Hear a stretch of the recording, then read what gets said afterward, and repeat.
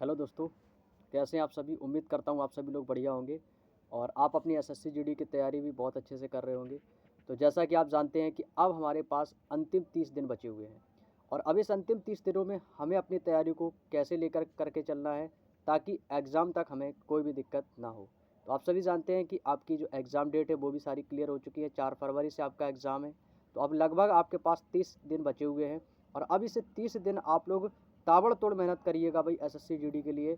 और अब इस 30 दिनों में आपको क्या क्या गलतियां नहीं करनी है एग्ज़ाम हॉल में, और किस सब्जेक्ट को हमें कितना समय देना है और किस सब्जेक्ट को हमें कितनी देर पढ़ें, और किस सब्जेक्ट में आपको प्रॉब्लम हो रही है उस सब्जेक्ट की प्रॉब्लम को हम कैसे दूर करें और स्पीड कैसे बढ़ाएं। जो सबसे मेन मुद्दा है वो है दोस्तों हमारा समय का, क्योंकि क्वेश्चन तो हमें आते हैं लेकिन सर हमारा टाइम मैनेज नहीं हो पा रहा है। ये दोस्तों सभी लोगों की ज़्यादातर प्रॉब्लम है।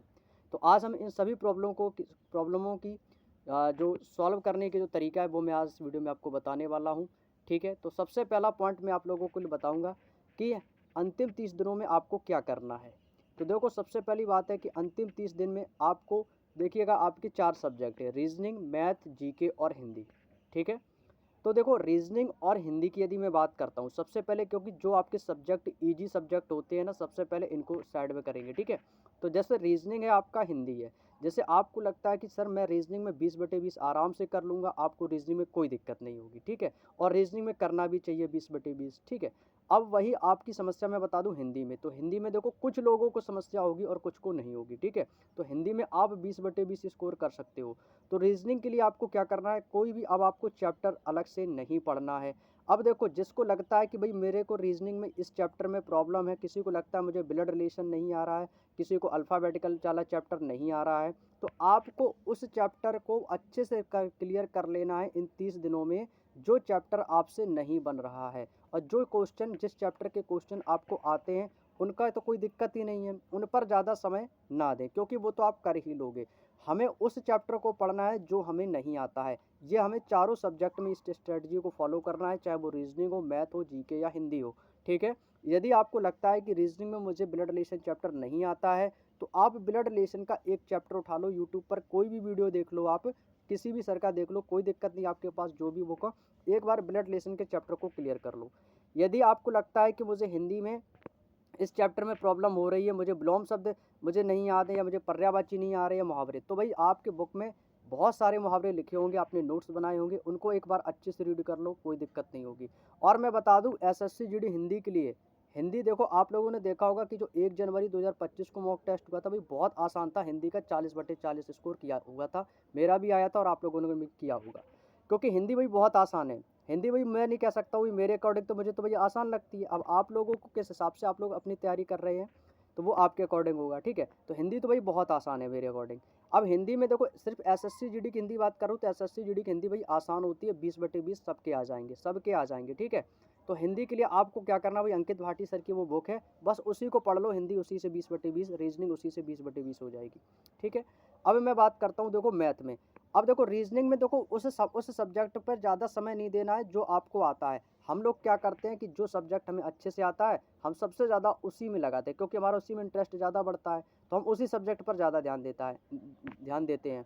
तो आपको उन सब्जेक्ट पर ध्यान देना है जो आपको नहीं आते हैं। अब जैसे कि कुछ लोगों को मैथ में प्रॉब्लम है, अब यदि आपको लगता है कि मुझे मैथ में सीआई चैप्टर नहीं आता है, एसआई नहीं आता है, या आपको पाइप एंड सिस्टम नहीं आता है, टाइम एंड वर्क में प्रॉब्लम हो रही है, इस चैप्टर के क्वेश्चन आपसे नहीं बन रहे हैं, तो भाई आप वही चैप्टर अच्छे से क्लियर करो, उनके सारे कॉन्सेप्ट क्लियर कर लो जो आपको नहीं आ रहे हैं। ठीक है, अब जैसे आपको पता है कि मैथ में आपके 20 क्वेश्चन आएंगे, और 20 क्वेश्चन में से मैं आपको गारंटी के साथ कह रहा हूँ कि 10 क्वेश्चन ऐसे होंगे, उनमें से इतने ईजी क्वेश्चन होंगे आपके, और वो तो 10 क्वेश्चन आपके इतने इजी होंगे कि वो आप लोग कर लोगे। ठीक है, अब बाकी के जो आपके 10 क्वेश्चंस बचेंगे ना भाई, उनमें आपको क्या होगा, सिलेक्शन, वही 10 क्वेश्चन आपका सिलेक्शन करवाएंगे। ठीक है, तो यदि आपको लगता है कि मुझे मैथ से इस चैप्टर से क्वेश्चन नहीं बन रहे हैं, तो उस समय आपको क्या करना है, उस चैप्टर की पहले तो आप वीडियो देखो, सारे कॉन्सेप्ट क्लियर कर लो। ठीक है, बहुत सारी वीडियोज़ आपको यूट्यूब पर मिल जाएंगी, सारी वीडियोज़ की प्ले बनी हुई है, आप जाकर वहाँ से उस चैप्टर को निकालो, उस चैप्टर को अच्छे से पढ़ो, उसके सारे कॉन्सेप्ट क्लियर करो और उस पर प्रैक्टिस करो।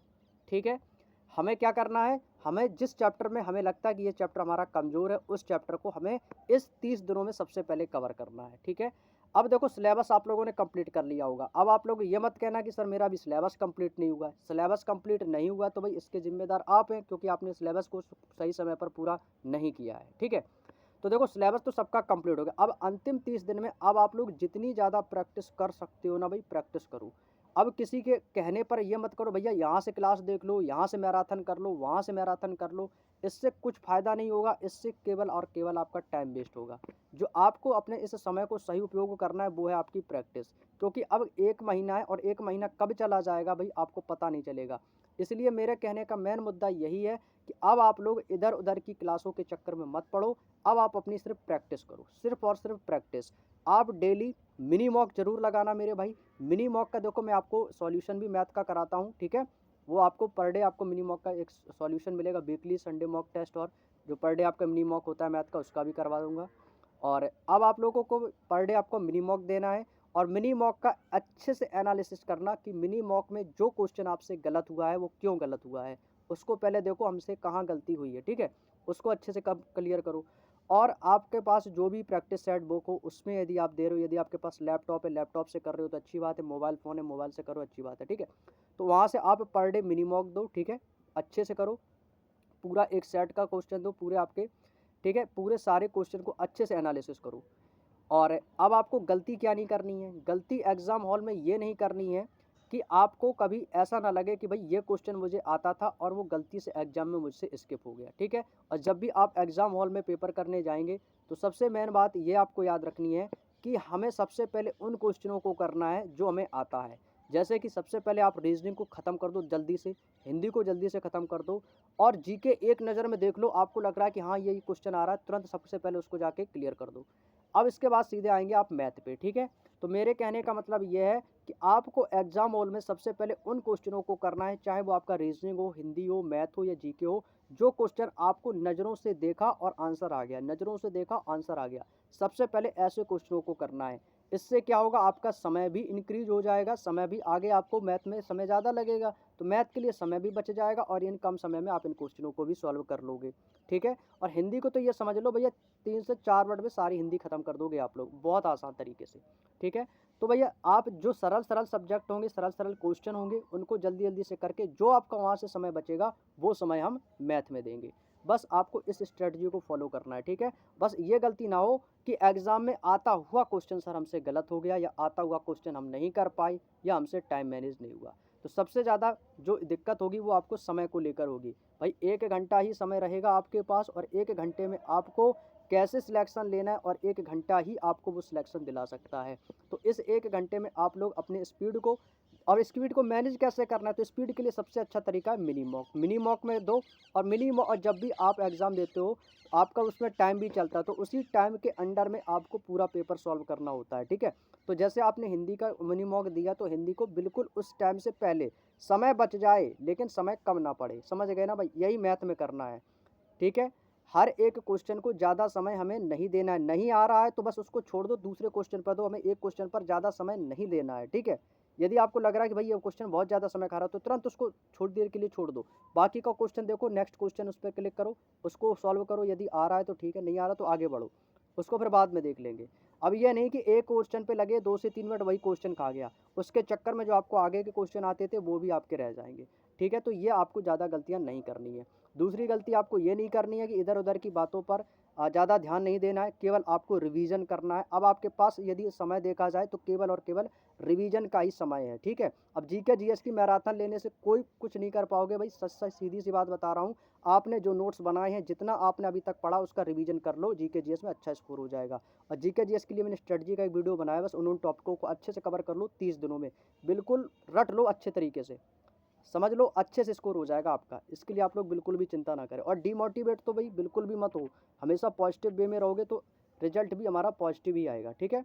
तो आज की वीडियो में इतना ही रखते हैं, और आज का वीडियो सिर्फ इतना ही कहने का मतलब था कि इन अंतिम 30 दिनों में आपको क्या करना है, ठीक है। अंतिम 30 दिनों में सिर्फ और ताबड़तोड़ प्रैक्टिस करनी है, मिनी मॉक ज़्यादा से ज़्यादा लगाओ, ठीक है। कोई भी मिनी मॉक स्किप मत करना, जितने भी मिनी मॉक आपके छूट गए हैं या आपके रह गए हों उनको भी कंप्लीट कर लो, और मिनी मॉक का एनालिसिस करो, ठीक है।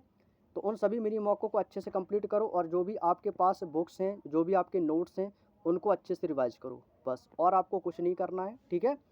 तो चलिएगा दोस्तों, और जो भी आपको समस्या होगी तो कमेंट करके पूछ लीजिएगा, और बाकी की जो भी स्ट्रेटजी हम सोचेंगे आप लोगों के लिए वो हम आपके साथ ज़रूर शेयर करेंगे। तो चलिएगा दोस्तों, आज की वीडियो में इतना ही रखते हैं। वीडियो कैसा लगा तो ज़रूर कमेंट करके बताइएगा।